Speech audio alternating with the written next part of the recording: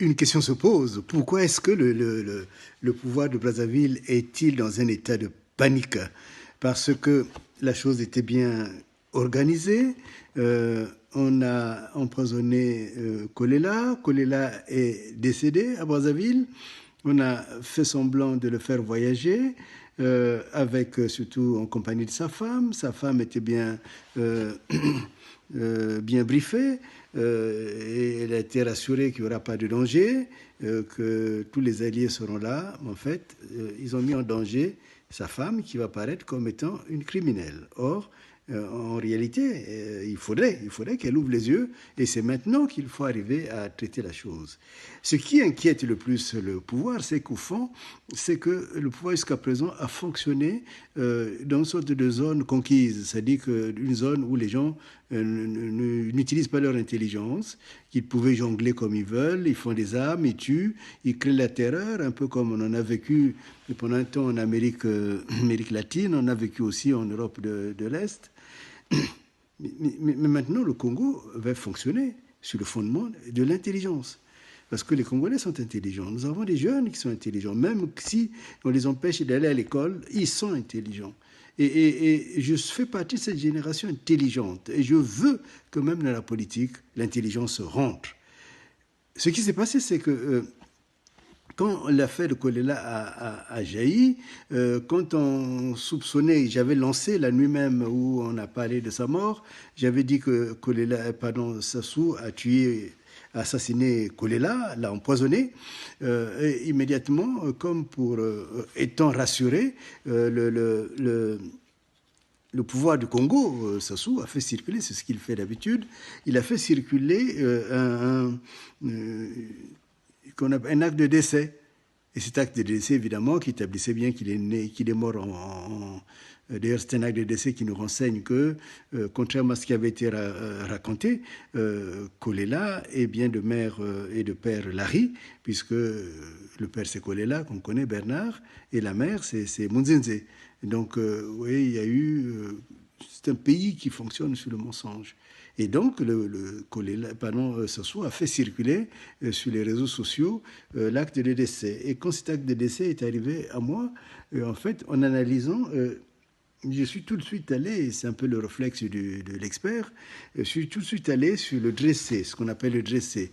Il y a un livre c'est un recueil assez spécialisé d'ailleurs, qui s'appelle l'Y.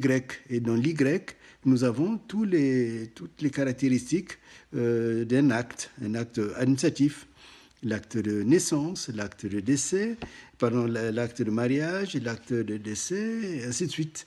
Et donc, quand on regarde un acte, et particulièrement l'acte de décès, comme c'est le cas, nous avons une information que je voudrais vous lire. Il est dit que cet acte a été dressé le 23 mars 2021 à 14h56 sur la déclaration de Uras, Olympe, de 36 ans, qui est brigadier exerçant dans le 17e arrondissement de Paris. Quid? Comment est-ce que, puisque Mme Kolela nous dit qu'il y a eu qu'on appelle ça elle nous dit qu'il y a eu un médecin qui a été envoyé par le pouvoir du Congo, qui lui a obligé à sortir de l'avion, et puis que 15 minutes après, même moins, ce médecin est ressorti en disant ton mari est mort, votre mari est décédé. Oui, mais si c'est un médecin qui était là, il aurait pu faire, ou il aurait dû même faire, c'est dans ses obligations, l'acte qu'on appelle ça la déclaration de décès. Ou tout au moins, il aurait pu faire intervenir un médecin légiste. Or, ce n'est pas le cas. Un brigadier, en l'occurrence, là, c'est un officier de police judiciaire qui intervient. Donc l'affaire, elle n'est plus de l'ordre d'une déclaration civile, hein, puisque ces actes sont des actes civils, mais que c'est une déclaration qui a été faite par un brigadier. On peut tourner 1000 fois la chose, et je crois que ça, le pouvoir... dans leur ruse, dans leur imbécilité, le pouvoir n'a pas vu que c'est là qu'il y avait le piège. Et le piège, c'est qu'en réalité, c'est un peu pointu, mais c'est important de le savoir, c'est que dans ce cas-là, quand le brigadier est intervenu, cela signifie que ce n'était plus un quelqu'un qui venait de décéder, mais que c'est un corps qui a été découvert.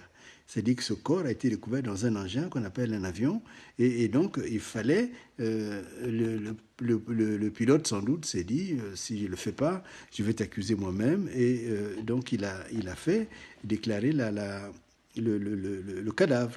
Et donc ce cadavre était déjà dans l'avion. Et donc c'est pour cela qu'un brigadier est intervenu.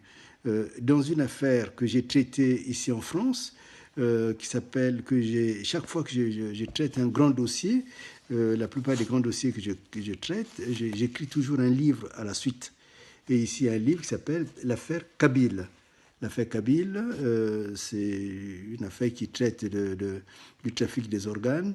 Et c'est un livre aussi qui peut être commandé à mon épouse pour s'occuper de faire acheminer des demandes, mais c'est important, c'est un livre à l'intérieur qui traite de ce même cas.